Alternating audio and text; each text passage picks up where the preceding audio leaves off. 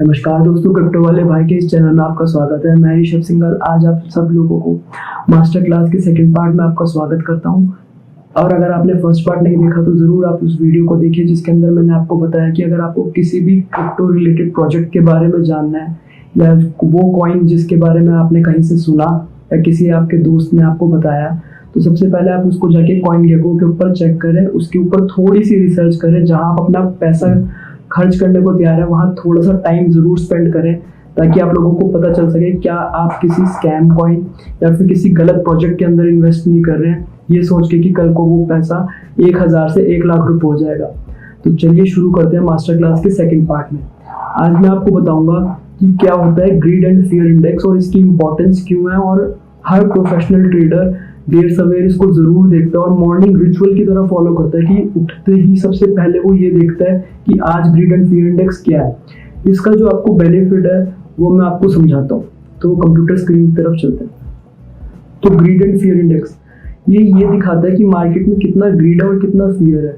लोग क्या करते हैं, लोग अपनी जितनी भी ट्रेडिंग करते हैं वो करते हैं इमोशंस के थ्रू, और किसी भी ट्रेडर को या इन्वेस्टर को कभी भी इमोशंस के अंदर नहीं आना चाहिए। जितने भी मैक्सिमम परसेंटेज ऑफ पॉपुलेशन है जो हमेशा ट्रेडिंग के अंदर घुसने की कोशिश करती है, जो सोचते हैं कि इन्वेस्टिंग करेंगे, उनको पता ही नहीं होता कि क्या बेसिक सेट ऑफ रूल्स उन्हें फॉलो करने चाहिए।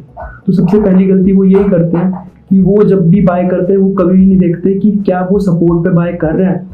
उनको पता ही नहीं है, उनको तो बस किसी ने कहा और हमेशा वो बाय कर लेते हैं। और बाय करते समय ये भी नहीं देखते वो अपना कितना ऑल टाइम हाई बना चुका है। अगर आप किसी भी कॉइन में इन्वेस्ट कर रहे हैं, अगर आप किसी भी प्रोजेक्ट में इन्वेस्ट कर रहे हैं, किसी भी, मैं कह रहा हूँ अगर स्टॉक या शेयर में भी कर रहे हैं, तो आप सोच समझ के खरीदिए कि कम से कम उसके ऑल टाइम हाई से थोड़ा तो डाउन पे खरीदिए। क्रिप्टो के केस में तो मैं कहूँगा 10%, 20%, हो सके तो 30-40% डाउन पे खरीदिए।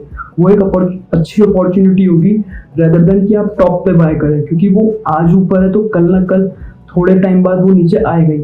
और जहाँ तक रही ग्रीड एंड फियर इंडेक्स की बात, तो ग्रीड एंड फियर इंडेक्स हमारे को शो करता है कि मार्केट में कितना ग्रीड है और कितना फियर है। जैसे कि मैंने अभी यहाँ पे 1 मंथ का चार्ट सिलेक्ट कर रखा है और आपको लग रहा है कि ये सिंपल है, बट जब मैं इसको 3 मंथ पे सिलेक्ट करता हूँ तो आप ये देखिए कि किस तरीके से ये दिखा रहा है कि ग्रीड एंड फियर इंडेक्स में जो ग्राफ है वो 70 के आसपास घूम रहा है। फ्रॉम 13th of August से लेके 6 सितंबर तकरीबन 3 हफ्ते के आसपास ये इसी रेंज में घूमा। मगर 6 से 7 सितंबर के आसपास में ऐसा क्या हुआ कि एकदम से ये नीचे आ गया अगले 3-4 दिन में। और जो ग्रीड एंड फियर इंडेक्स 70-80 चल रहा था, 79 चल रहा था इनफैक्ट, वो आ गया 31। और इनफैक्ट अगर आप देखेंगे तो आने वाले टाइम में 30 सितंबर तक, मतलब कि 6 सितंबर से लेके 30 सितंबर तक ग्रीड एंड फियर इंडेक्स 20 पर आ गया। तो अभी इसको कंपेयर करते हैं डायरेक्टली बिटकॉइन के चार्ट के साथ। अब मैंने ये बाइनेंस के ऊपर डेली का चार्ट खोल रखा है, यहाँ पे आप इसको डेली सिलेक्ट कर लेना और यहाँ से मैं इसको क्लियर कर देता हूँ ताकि आपको ठीक से दिखे। तो जहाँ पे मैंने यहाँ पे डेली का चार्ट ओपन कर रखा है, तो आपको क्या करना है, आप अपने जैसे अगर आपके पास मतलब आप अपने फ़ोन में ग्रीड एंड फियर इंडेक्स खोल लीजिएगा और सिस्टम के ऊपर अपना बिटकॉइन का चार्ट खोल लीजिएगा। इस तरीके से आप मैनेज करिएगा तो आपको ज़्यादा अच्छे से कंपेरिजन कर पाएंगे। तो यहाँ पे मैंने खोल रखा है ग्रीड एंड फियर इंडेक्स। अभी जैसे मैंने आपको कहा कि 6 सितंबर से पहले 6-7 सितंबर के आसपास 79 हो गया था और उसके बाद वो वहाँ से फॉल करना शुरू करा। अब इसमें देखते हैं कि बिटकॉइन के प्राइस पे क्या इम्पैक्ट आया। तो 6 से 7 सितंबर,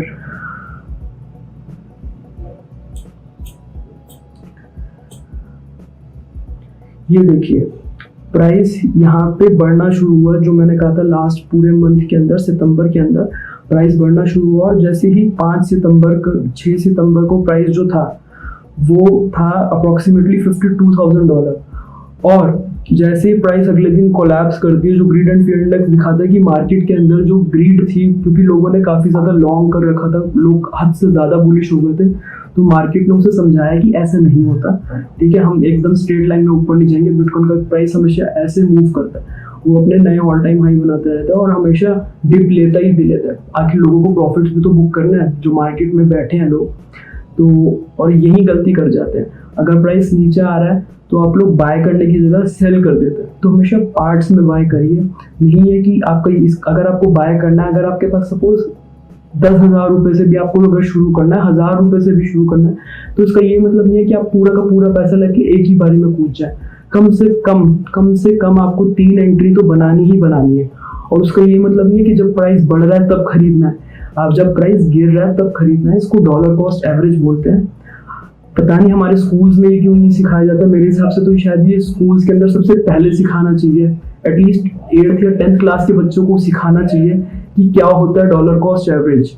क्योंकि ये, मैं ये नहीं कह रहा कि आपको ये क्रिप्टो में हेल्प करेगा, अगर आप कहीं भी देखेंगे तो ये आपको बहुत हेल्प करेगा, ताकि आप लोग फोमो में ना पड़े और फियर ऑफ मिसिंग आउट को समझे कि हमारे को ये फोमो में कभी भी नहीं पड़ना चाहिए।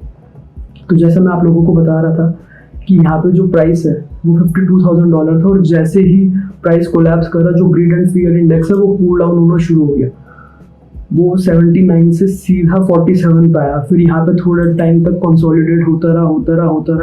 अब सर कहते हैं कि ग्रीड एंड फियर इंडेक्स अगर 20-30 के अराउंड है तो आपको बाय करना चाहिए, क्योंकि उस समय मार्केट में इतना फियर होता है कि लोग डरे बैठे हैं कि अब तो बिटकॉइन खत्म हो जाएगा, उसका प्राइस 0 हो जाएगा, मार्केट कोलैप्स कर रही है। और जब प्राइस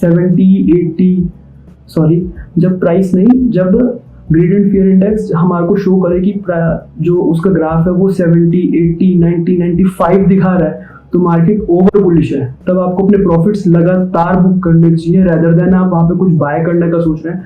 आपको सिर्फ ये देखना चाहिए कि आपका जहाँ पे आपकी इन्वेस्टमेंट जो आपने इन्वेस्ट करा था वो 50%, 100%, 200% या उससे भी ज़्यादा प्रॉफिट्स में है, तो अपना प्रॉफिट बुक करते रहिए। 10% सेल करना शुरू करिए, 10%, फिर बढ़ेगा तो 20%, इस तरीके से आप सेल करना शुरू करिए। नहीं तो आप सोच भी नहीं पाएंगे, क्योंकि अगर आपने सपोज 10,000 रुपीज़ से शुरू करा अपना पोर्टफोलियो फॉर एग्जाम्पल, और वो बढ़ते बढ़ते 1 लाख रुपए तक पहुंच गया, होपफुली ऐसा हो, अगर आपको नॉलेज है और अगर आपने सही जगह लगा रखा है, अगर आपने सही जगह इन्वेस्ट कर रखा, तो ऐसा भी हो सकता है। उसकी कोई बहुत बड़ी बात नहीं है, ये क्रिप्टो के अंदर होता रहता है।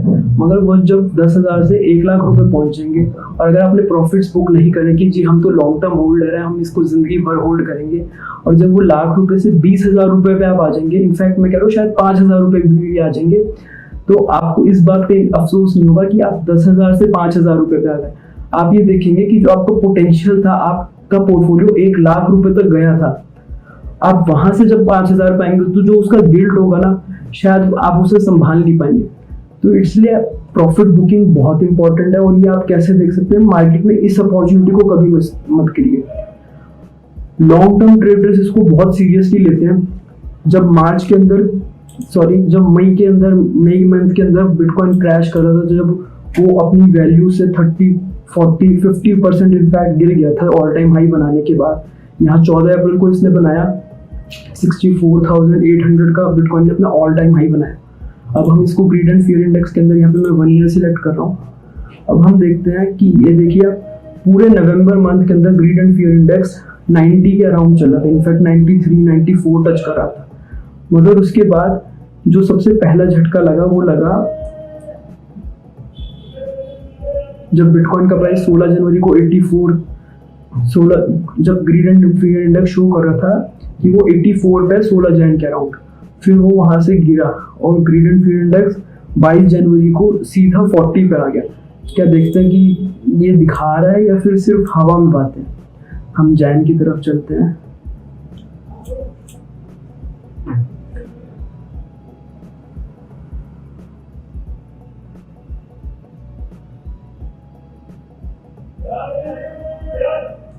तो 22 जनवरी के अराउंड जो प्राइस था वो यहाँ 36,000 से लेके 29,000 तक आया।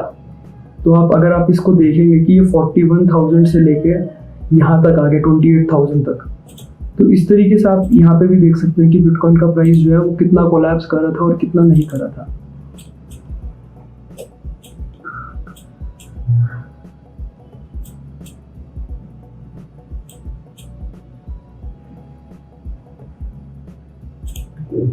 तो बिटकॉइन ने अपना ऑल टाइम हाई 8 जनवरी को सबसे पहले जो बनाया, उसके बाद यहाँ पर वो 22 जनवरी हम बात कर रहे हैं, तो 22 जनवरी वो अपनी वैल्यू से 30% डिस्काउंट पे था। क्या आप लोगों ने उस समय बाय करा कि सेल करा? आप अपने आप से पूछिए। तो कभी भी आप किसी एसेट को बाय कर रहे हो तो आप हमेशा कोशिश करिए कि उसको 20-30% उसके टॉप से अगर नीचे बाय करने की कोशिश करेंगे तो आपको आने वाले टाइम में ये जो आप देख रहे हैं आपको बेनिफिट ही बेनिफिट मिलने वाला। तो बहुत बेसिक सी चीज़ें हैं, सिंपल चीज़ें हैं, बस लोगों को इन्फॉर्मेशन नहीं होती है और वो आंख बंद करके खरीद लेता है कि हमारे को सिर्फ बाय करना और हम लॉन्ग टर्म होल्डर है। और जब प्राइस कोलैप्स करना शुरू करती है तो वो अपने आप को हैंडल नहीं कर पाता। आप ये देखिए कि यहाँ पे कितना ब्यूटीफुल तरीके से जो बिटकॉइन का प्राइस है जब वो यहाँ पे क्रैश कर रहा था तो मई मंथ के अंदर, जून के अंदर, इनफैक्ट जुलाई के अंदर 3 महीने तक आपके पास जो bitcoin grid and fear index है वो शो कर रहा है, मार्केट का क्रिप्टो का जो ग्रीड एंड फियर इंडेक्स है वो शो कर रहा है कि वो 20 या 30 के आसपास घूम रहा है। तो आपके पास एक अच्छी अपॉर्चुनिटी थी, मगर उस समय लोगों का माइंडसेट क्या कह रहा था कि मार्केट खत्म हो गई है, कोलैप्स हो गई है, बिटकॉइन का बुल रन खत्म हो चुका है। और हम यही चीज़ इसको यहाँ पे भी अगर देखेंगे तो हमारे पास एक बहुत अच्छी अपॉर्चुनिटी थी। अब वो आपके ऊपर डिपेंड करता है कि क्या आपने उसका बेनिफिट उठाया कि नहीं। ये जो था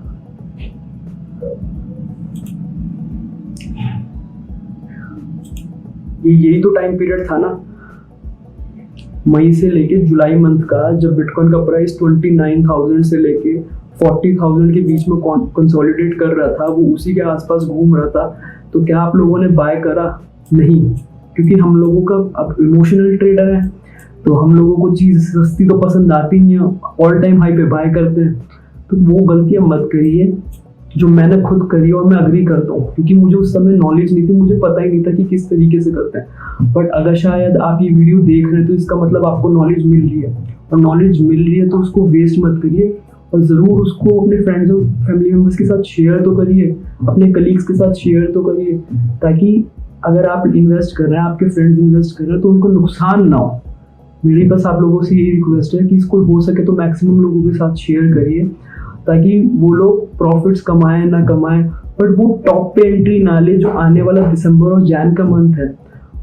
हो सकता है कि बिटकॉइन अपना ऑलरेडी ऑल टाइम हाई बना चुका होगा और मार्केट किस तरीके से मूव करती है, क्योंकि इसके बाद जो मेरी नेक्स्ट वीडियो होगी उसके अंदर मैं आपको बताऊंगा कि कौन सी ऐसी ट्विटर प्रोफाइल्स हैं जिसको आपको ज़रूर फॉलो करना है, क्योंकि उसके थ्रू आपको मार्केट के अंदर जो और नॉलेज है वो आपको मिलेगी। क्योंकि मार्केट में बहुत ऐसे दिग्गज लोग बैठे हुए हैं जिन्होंने दिन रात इस मार्केट में दिया है, वो अलग अलग प्रोटोकॉल्स बना रहे हैं, उन लोगों ने समझा है कि कैसे human study, emotional behaviour, human behaviour, उन्होंने बड़ी रिसर्च करी है और इस मार्केट को उन्होंने दिन रात ऑब्जर्व करा। आखिर 24 घंटे अपने दिन के जो पता नहीं कितने दिन उन्होंने अपने दिए, शायद कितने साल दिए उन्होंने इस मार्केट में, 2 साल 4 साल तक दिए होंगे। तो वो बहुत सारी इमोशनल स्टेजेस से गुजरे हैं। तो मेरी भी आपसे ये रिक्वेस्ट है कि आप इस चीज़ को समझिए कि आप लोगों को वो गलतियां नहीं करनी है जो बहुत से लोग करने वाले। बहुत लोग इस मार्केट के अंदर जब कूदेंगे, जब मार्केट ऑलरेडी अपना ऑल टाइम हाई बना रही होगी जैसे कि अभी, तो आप लोगों को बड़ा सोच समझ के कदम रखना है ताकि आप वो गलतियां ना करें। तो अगली बार फिर मिलते हैं। अपना टाइम और मनी हमेशा सही जगह इन्वेस्ट करें।